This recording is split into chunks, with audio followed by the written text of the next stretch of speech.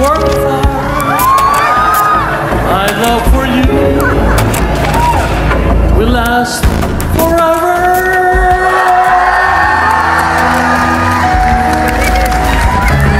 Let's give them a round of applause.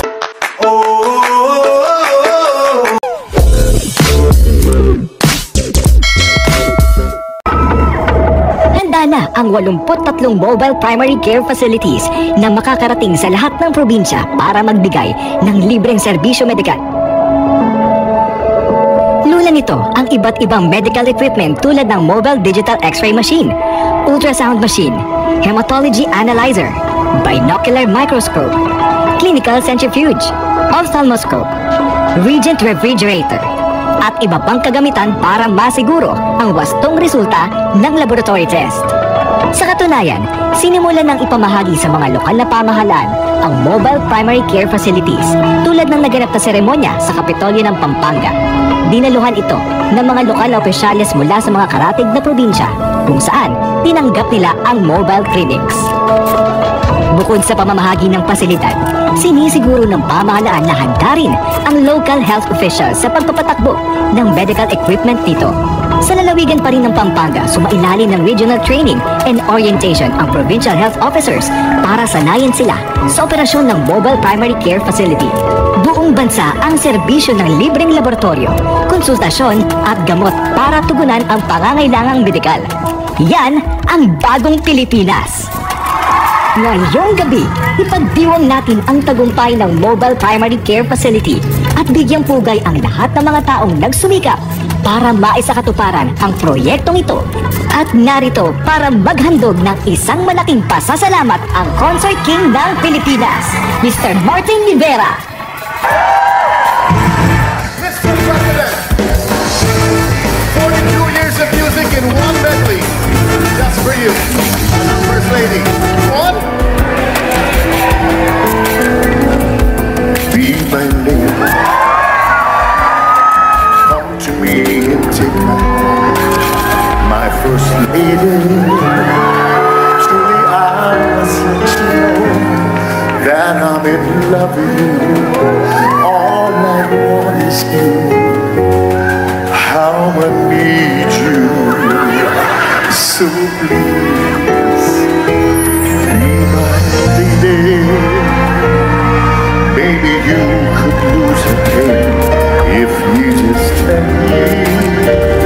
Say the words you long to whisper, that I want to hear. Something's on your mind.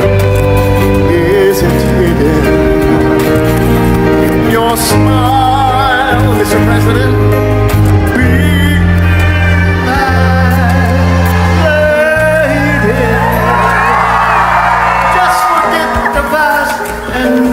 To mend your broken heart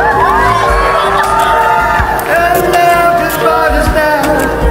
Don't drive the tears from your eyes. Yes, let the work of art, my love will last.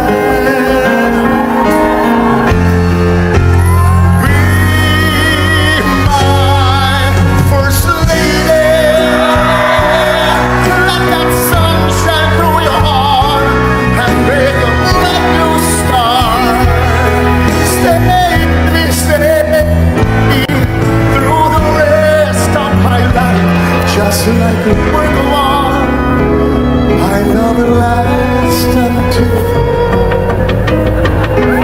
Forever. Just like a work of art, my love for you will last forever.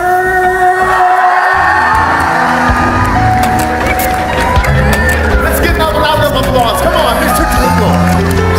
Saksi ang mga kabundukang ito sa Davao del Norte sa pagtupad ng pangarap ni Doc Otit para sa kanyang mga katribong Ata Manobo. At bilang isang katutubo, nakita agad niya ang problema. Pagdating ko dito, sabi nila, ang sitio, ang Talaingod is composed only of 3 barangays with almost 30,000 population right now. 80 to 90% doon ay Hata Manubo na. So, I think number one talaga yung communication barrier. Minsan yung mga words na yun, magagamit natin sa mga katribo natin at hindi na natin natatranslate sa kanila. Pero yung talagang nakakapag-interact ka, nag-speak talaga ako ng language namin.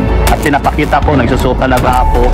May mga times na nagsusuot talaga ng tribo ko. Sister niyo ako, kapatid niyo ako, anak niyo ako. Para makuha-gain ko lang yung trust. And so, ang ginagawa namin, yung mga allowances namin, pinag-ipon-ipon namin, inisa-isa namin, ibibigay namin sa community para lang may makain sila. Ang mga sakripisyong ito, nagbibigay daan ngayon upang makilala ang kanyang medical team sa Talaingod.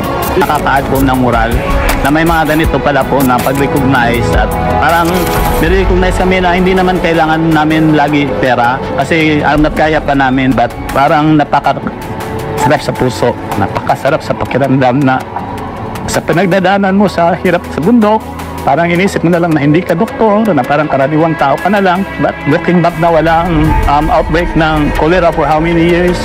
Looking back na kahit Jeddah municipalities ako, Jeddah is maybe disadvantaged areas ako.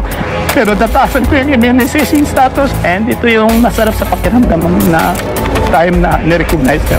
Yung hindi lang ako actually, but sa lahat ng mga bumubuko, yung HW ko ng mga IPs, na nagsirap din na kahit walang makain, yung mga honorarium ko ng mga drivers, yung mga staff ko ng mga nurses, hindi lang to para sa akin, kundi sa buong Rural Health Unit of Talaingod and Municipality of Talaingod. Kaya maraming salamat po. Ang kwento ni Doc Otip ang nagsisilbing paalala na walang bundok o daluyong ang makakapigit sa determinadong puso ng mga alagad ng kalusugan upang maghatid ng serbisyong medikal sa mga nangangailangan.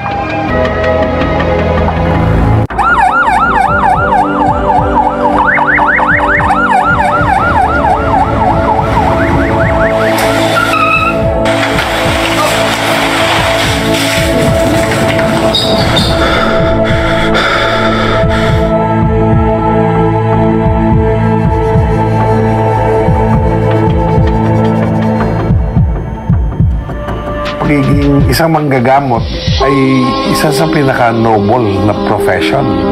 Nanggagamot ka ng mga tao regardless of race, religion, paniniwala.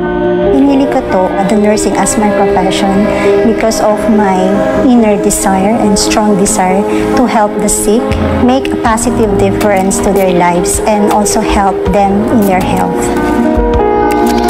Pinaka-low point sa akin yung ma-witness mo yung mga patient mo na initially buhay pa, tapos makikiusap sa'yo na magsasabi na, Doc, kailangan mo akong pagalingin kasi meron akong family, they succumb to disease. Actually, that's very mentally and psychologically exhausting, and that's for me, it will shake your mental health to core. Oo, ikaw ay isang doktor. Pero mararamdaman mo rin pala ang pakiramdam ng maging isang pasyente. Kailangan gampanan ko yung tungkulin ko. Kahit kinakabahan ako, natatakot ako, pero kailangan ko pong gawin ito kasi yun yung sinumpaan kong tungkulin. Yung thoughts na parang this phase will eventually pass na kung kahit gaano man kabagal ang orasan, there will be always tomorrow. Ang Filipino health worker, isa sa mga pinakahahangaan yan na health worker sa buong mundo. The most hardworking and the one who will treat the patient as family. After you treat your patient, makikita mo nakangiti sila, tapos magpapasalamat sila sa'yo. It's more than being given compensation. Ang aking pangarap sa bagong Pilipinas ay makita ang isang malusog na pamumuhay ng mamamayan. Kahit gaano man kahirap ang buhay ngayon, laging tandaan, mayroong panibagong bukas na darating. Just do your best, magsumikap, and always believe na gaganda rin yung buhay.